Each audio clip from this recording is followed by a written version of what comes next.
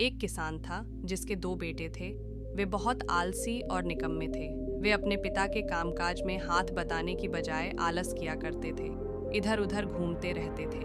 किस को अपने बेटों की बहुत फिक्र थी। वह सोचते थे कि मेरे मरने के बाद इनका क्या होगा, यह अपना पेट कैसे भरेंगे, अपने परिवार को कैसे संभाल पाएंगे। एक दिन किस की हालत बहुत ही गंभीर थी। कहने का मतलब किस करने की हालत में था।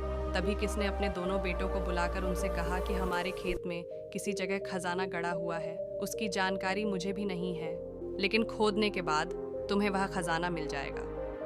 इतना कहकर किसान भगवान को प्यार हो गए। खजाने की बात सुनकर दोनों बेटों के मन में लालच आ गया और वह दोनों खेत पर चले गए और खेत को खोदने लगे। खजाने के लालच में कुछ ही दिनों में पूरा खेत खोदने के बाद वह घर पर जाकर बैठ गए और वह अपने पिता को कोसने लगे।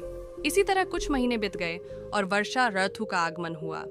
किसान के बेटों के पास पेट भरने के लिए सिर्फ एक ही जरिया था, वो है खेती।